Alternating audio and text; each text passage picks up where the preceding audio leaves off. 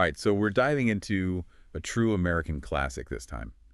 The Adventures of Huckleberry Finn. A Yeah. book that I think continues to resonate with readers, even today. It does, absolutely. And, it takes us on this incredible journey down the Mississippi River with young Huck Finn. Right. So we're going to be facing, adventures, moral dilemmas, and a whole lot of Mark Twain's signature wit along the way. Yep. A lot of satire. So are you ready to unpack this adventure? Absolutely. Let's dive in. Okay, great.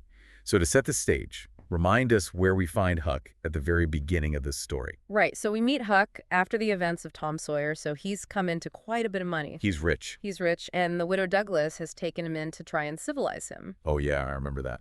So he's living with her and her sister, Miss Watson, and they're really trying to make him into a respectable young man. Right, to fit in with society. Yeah, but Huck, being Huck, is not really cut out for that kind of life. He just wants to be free, doesn't he? Exactly. He finds their rules stifling and longs for the freedom that he had before. And that longing that he has only intensifies when his abusive father, Pap Finn, reappears. Right. He comes back into the picture. Now, Pap Finn is not exactly, father of the year material. No, not at all. Can you remind us what he's like? Right. So Pap is everything that's wrong with society, at least from Twain's point of view. Okay. He's greedy, he's violent, and he really just embodies the hypocrisy of the world that Huck is living in. So he's a terrible influence on Huck. He is. He's trying to take control of Huck's money. Of course. And he ends up kidnapping him and holding him captive in a cabin. That sounds awful. It is. It's a really dark part of the story. Yeah, I can definitely see why Huck would want to get away from that situation. Absolutely.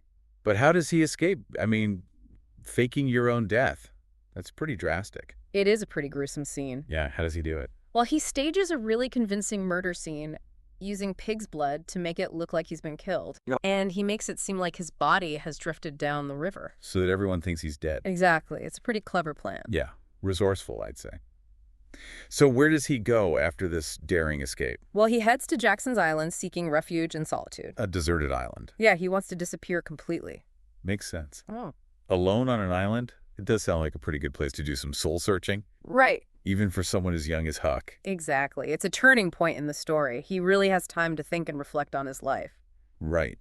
So he's all alone, but his solitude is interrupted when he stumbles upon another unexpected inhabitant, Jim, a runaway slave. Right. Jim is hiding out on the island as well.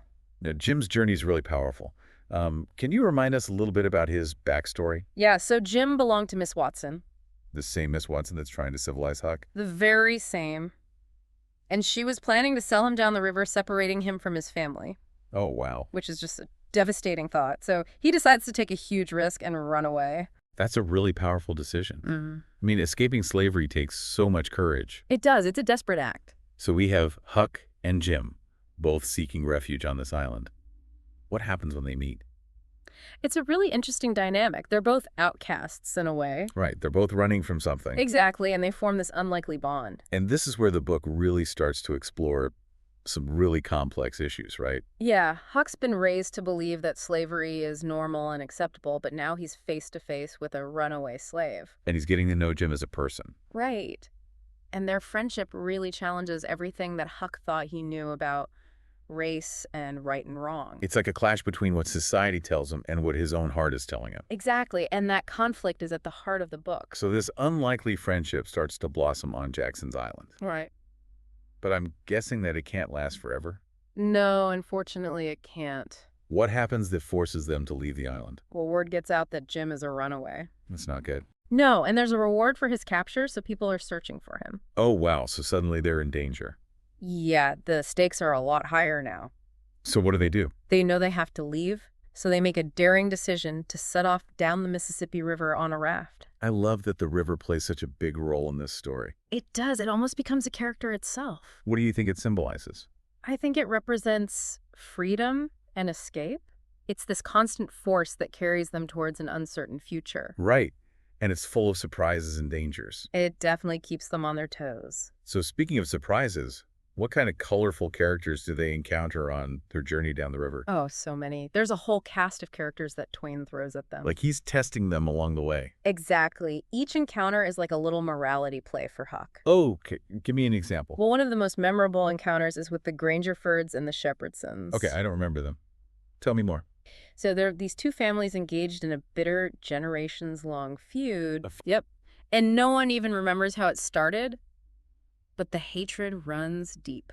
Oh boy, that doesn't sound good. It's not. It's a really violent and pointless conflict. So Huck and Jim get caught up in it. They do. They witness their violent clashes and see firsthand the consequences of blind hatred. That's got to be traumatizing. It is. It leaves a lasting impact on Huck. Yeah, I can imagine it really makes him question the nature of humanity. It does. It makes him realize how easily people can be consumed by hatred and violence. So how do they escape this feud? Well, they managed to get away on their raft. Thank goodness for that. Right. But the experience really shakes them up. It's a reminder that the world can be a dangerous place. It is. And that even seemingly civilized people are capable of great cruelty. Okay, so they've escaped the feud. But I'm sure that's not the only danger they encounter along the way. No, there are plenty more challenges ahead. What else happens to them on this journey? Well, you can't talk about Huckleberry Finn without mentioning the Duke and the King. Hmm. They are two of the most outrageous con men you'll ever meet. Con men. Yep. They're masters of deception, and they're always scheming to make a quick buck. Oh boy, I bet they cause some trouble. They do. They spin elaborate lies and put on phony shows to swindle people out of their money. That's terrible. They even try to con 3 orphan sisters out of their inheritance. Oh wow, that's hitting a new low. It is. They're pretty despicable characters. So how do Huck and Jim get mixed up with them? Well, they're always looking for easy prey. And I guess Huck and Jim seem like they'd be easy to fool. Right. But Huck is no fool himself. Yeah, he's got a good heart, and he can usually see through people's lies. Yeah, he's got a strong sense of justice. So he doesn't fall for their schemes. Not entirely. He tries to sabotage their plans whenever he can, especially when it comes to protecting those orphaned girls. So he's really starting to develop his own moral compass. He's learning to think for himself and make his own judgments about right and wrong. That's great character development. It is. It shows how much he's growing over the course of the journey. So we've got these con men, the Duke and the King, causing all sorts of trouble. But I'm guessing there's something even worse that happens to Huck and Jim. Yeah, there's a moment that really tests Huck's loyalty. What is it? The Duke and the King sell Jim. What? No. They sell him back into slavery. They do. They trick a farmer into believing that Jim is a runaway, and they pocket the reward money. Oh my gosh, that's awful. How could they do that to Jim? It's a brutal betrayal, not just of Jim, but of the bond that he and Huck have formed. So what happens to Huck when he finds out? Well, he's devastated. He's furious at the Duke and the King, and he's heartbroken for Jim. I can't imagine what he must be going through. It's a turning point for him. He finally acknowledges the injustice of slavery. Yeah, he can't deny it anymore. Right. He realizes that it's wrong, and he decides to do whatever it takes to get Jim back. Even if it means going against everything he's been taught. Exactly. He declares, all right, then I'll go to hell, rather than betray Jim. Wow, that's a powerful statement. It shows how deeply he cares for Jim and how much he's willing to risk for him. So he's choosing friendship and loyalty over the dictates of society? Absolutely. He's making his own choices. Okay, so he's determined to rescue Jim. Where does he go to find him? Well, he tracks the Duke and the King to the farm where they sold Jim. Okay. And it turns out to be none other than Tom Sawyer's Aunt Sally's place. No way. Yes. Of all the places. It's a small world after all. That's incredible. Right. What are the chances? Right. It seems like fate has brought them together. So what does Huck do when he gets there? Well, he has to think fast. Aunt Sally mistakes him for Tom Sawyer. Oh no, this is going to get complicated. It does. He decides to play along, hoping to figure out a way to free Jim. That's Huck always adapting to this situation. He's resourceful, that's for sure. But I bet this mistaken identity is going to lead to all sorts of confusion. Oh, you can count on it. This is just the beginning of their troubles. I can't wait to hear what happens next. Wow. Me neither. Stay tuned. Yeah, it's pretty wild. But Huck, being Huck, he's quick on his feet and decides to just go with it. He's good at thinking on his feet, isn't he? Yeah, totally. Yeah. So he pretends to be Tom, hoping this will give him a chance to figure out how to get Jim free. Oh, man. Talk about a recipe for disaster. And then to make matters even crazier, the real Tom Sawyer shows up. Of course he does. Wouldn't be a Mark Twain story without a healthy dose of mistaken identity. Right. I mean, how could Tom stay away from a situation like this? Exactly. So Tom, being Tom, decides to join in the fun and pretends to be his brother Sid. Oh, boy. This is getting more and more tangled. So now we've got Huck pretending to be Tom and Tom pretending to be Sid. Where does this leave poor Jim? Well, unfortunately, he's still a prisoner. held in a shed on the Selps property. Okay, but with Tom there, now surely they'll come up with a plan to free him, right? They do, Yeah. but it's Tom's plan, and let's just say it's a little over the top. What do you mean? Well, Tom being Tom loves a good adventure, so he comes up with this ridiculously elaborate plan to free Jim. But wait, isn't Jim still in danger?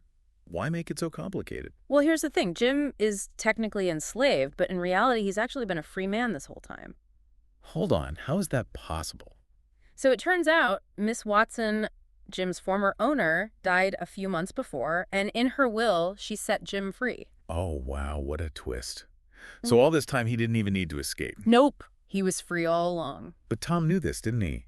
Why would he put Jim through all of this? It's definitely a point of debate. Some readers see it as Twain criticizing those who want to be a white savior, you know? Yeah, where Tom's desire for adventure trumps Jim's actual freedom. Right. He doesn't really stop to think about the real consequences for Jim. And what about Huck?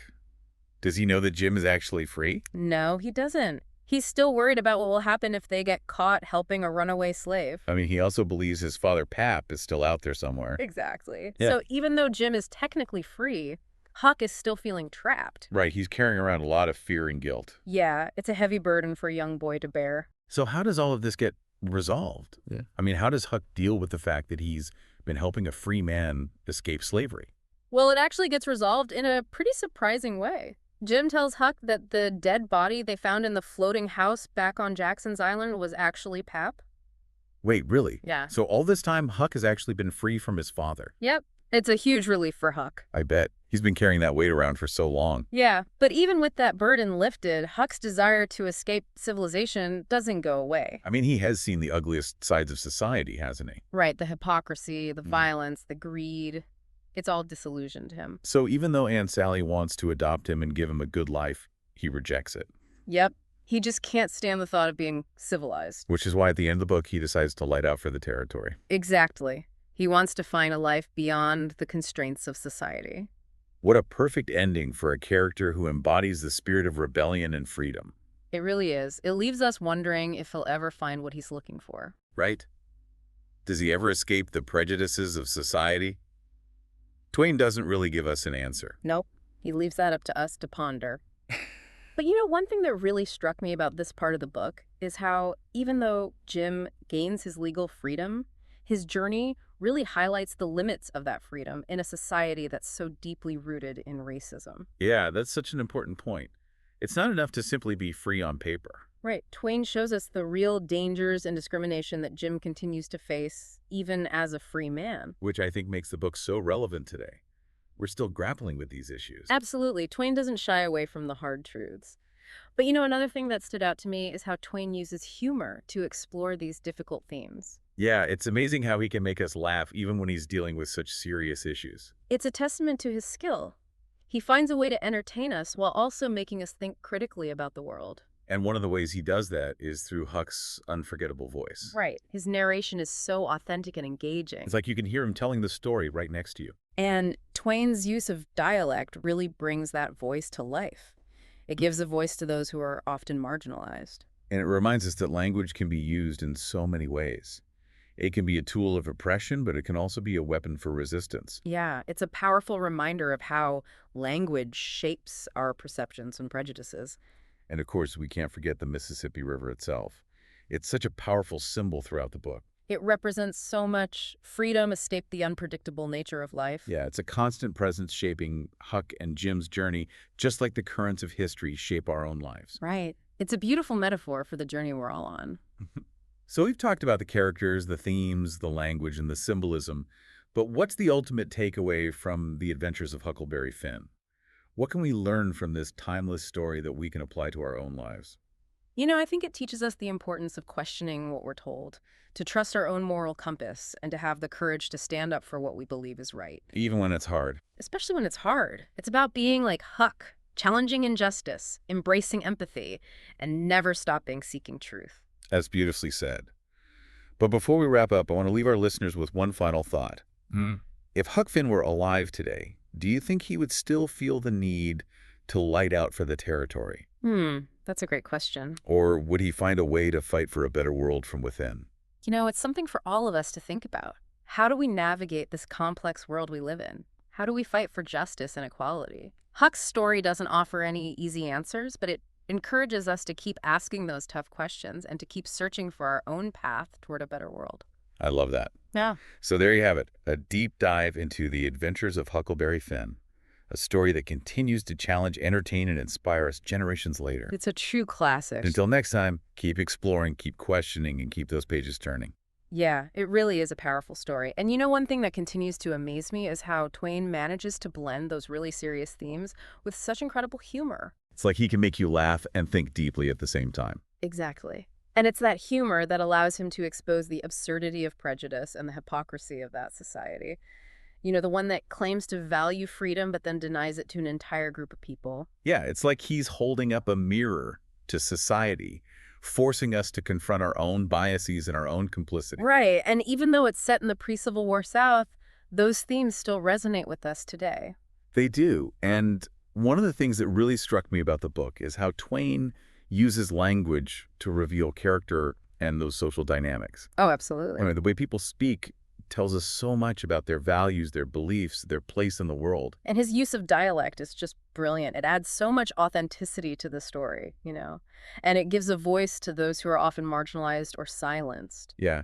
And it reminds us that language can be both a tool for oppression and a weapon for resistance. Right. It's a powerful reminder of how language can shape our perceptions and our prejudices. And of course, we can't forget the setting, the Mississippi River. It's such a powerful symbol throughout the story. It really is. It's not just about freedom and escape, but it also represents the unpredictable nature of life. It's this constant force that shapes Huck and Jim's journey, just like those currents of history shape all of our lives. Right. And it reminds us that life is full of twists and turns, and we never know what's coming next. So we've explored the story, the characters, the themes, the language, the symbolism.